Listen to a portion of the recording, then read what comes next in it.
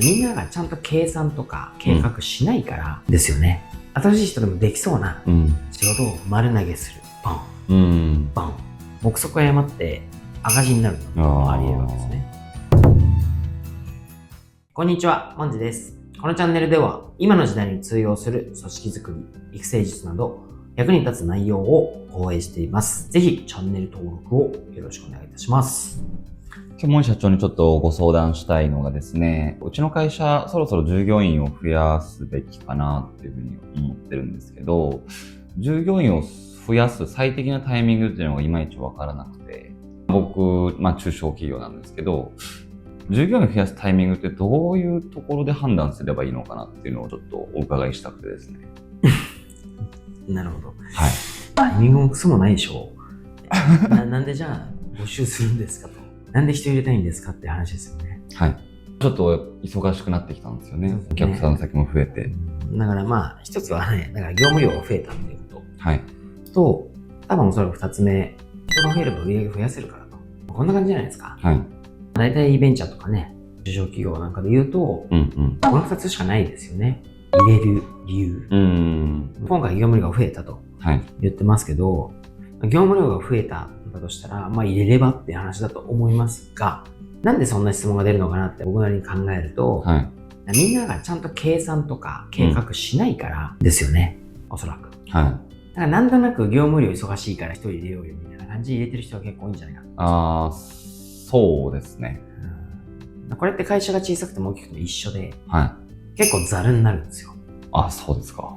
まずは計算ですね。仕事の量を見直してみる。本当に一人いりますかっていう話。例えばですけど、今、じゃあ社長が100の仕事をしてるとします。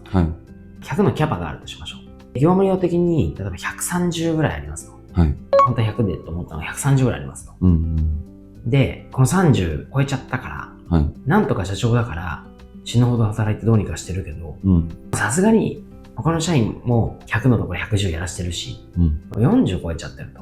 こうやって考えると、じゃあ40超えてるんですね、みたいな話になるじゃないですか。これすら計算しない人多いですよね。さらにこの40を時間じゃなくて業務で区切った方がいいと思うんですよ。業務で区切る。横切りにするか縦切りにするかみたいな。なるほど。例えば A という業務が、例えばこのうちのリソースの20を使ってるじゃないですか。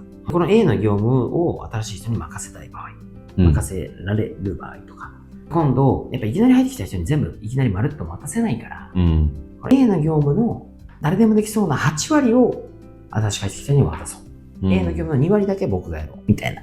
こんな感じの計算をちゃんとしていって、実際新しい人が入ってきたところで、何が触れるの？どのぐらいの分量があるの？もっと言うと、どのぐらいのレベルの人を取りたいのかというのを考えないといけないんですよね。そうじゃないと、大体失敗する例は、新しく人取りました。計算しないで。とりあえず、新しい人でもできそうな仕事を丸投げする。バン。当然この新しく入ってきた人は教えられてないから、なんかもう全然できません。間違いまくります。みたいな。何のために人入れたんだよ。結局130働いてるわけですよ。死の上含めて。とか、あとは、結局教えるコストもかかるし、そうすると今やつ130が出したら160なんですよ。教えなきゃいけないから。確かに。これも計算してますかと。してないかもしれないですね。で、あと、誰でもできそうな仕事を触れましたと。振ってみたら、この新しく入った人の仕事が100のリソースに対して50しか仕事がねえと。社長も100じゃなくて90になったし、もう一人も90になったけど、この人50しかないと。一人分払ってるんですよねと。これの、要は人数が増えたパターンを考えたときには、目測を誤って赤字になるのもあり得るわけですね。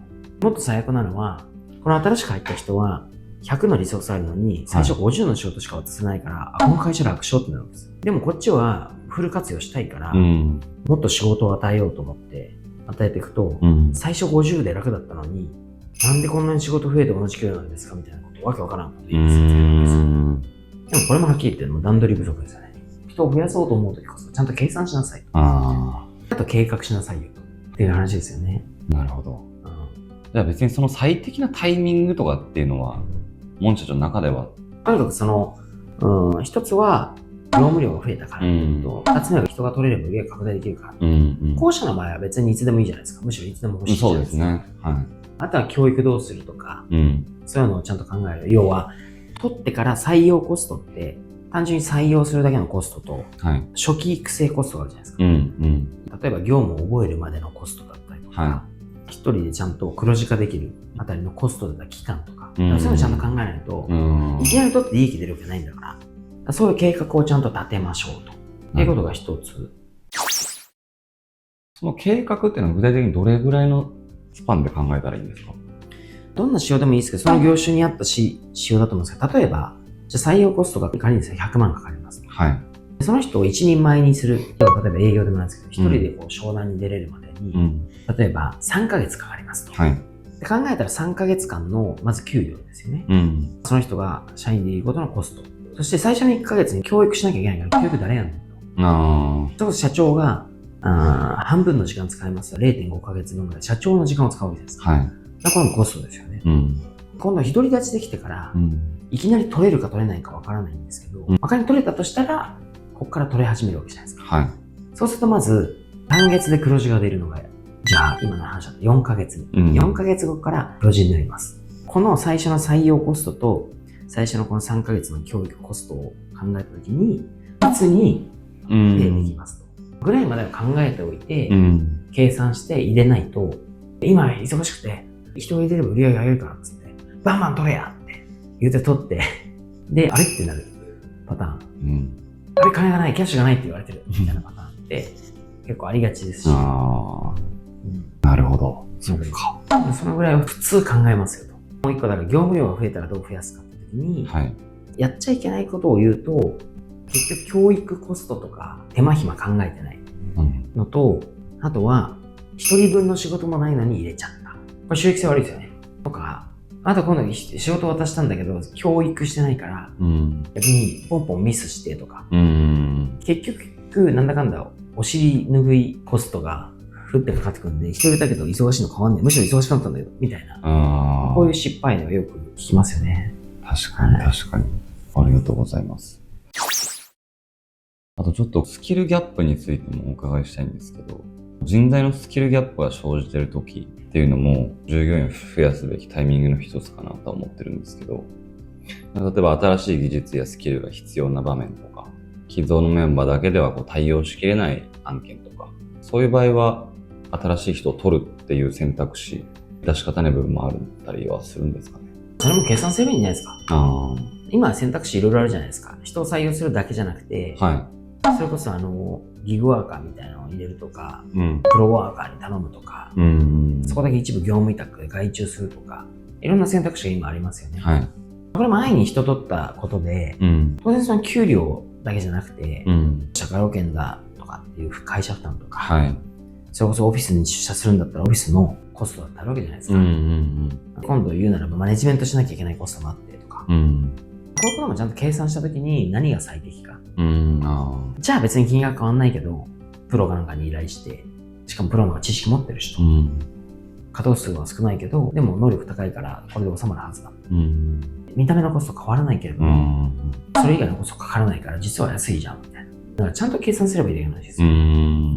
ありがとうございます。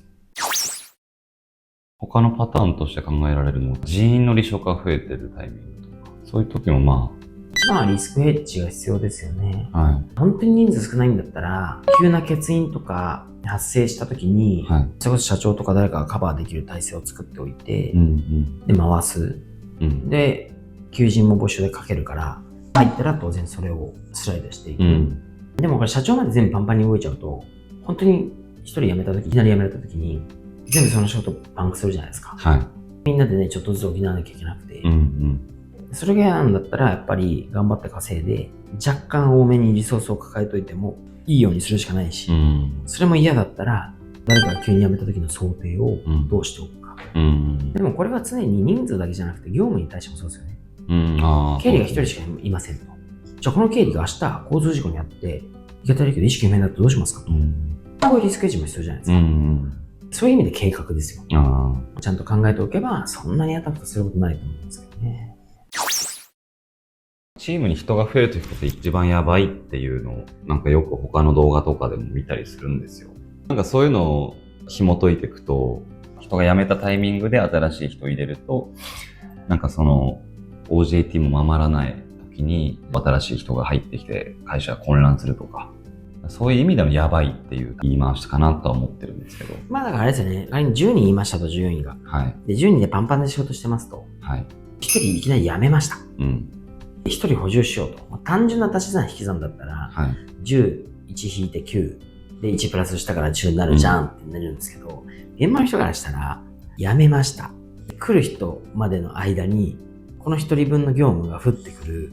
プラス新しい人入れても教えなきゃいけないから、なんなら逆に言うと、その9人で分担した方が楽で、一時的には楽で、新しい人入れたらその瞬間だけはもっと増えるみたいな。それがきついっていう風に表現してるんだったら、そりゃそうでしょうねって話ですよ。なるほど、ありがとうございます。中小企業は従業員を増やす最適なタイミングというよりかは、ちゃんと計算をして、計画を立てて、それしかないかなと思います。大体募集する理由は、業務量が増えたか、もしくは人が入れば売り上げが拡大できますよというタイミングでしかないと思うので、しっかりとやっぱり採用するときに計算をして、計画を立てて、それを実行していくってことを心がければ良いと思います。はい、ありがとうございます。皆さんからのいいねやコメントは励みになりますので、この動画が気に入ったら、ぜひいいねかコメントをいただけると嬉しいです。よろしくお願いいたします。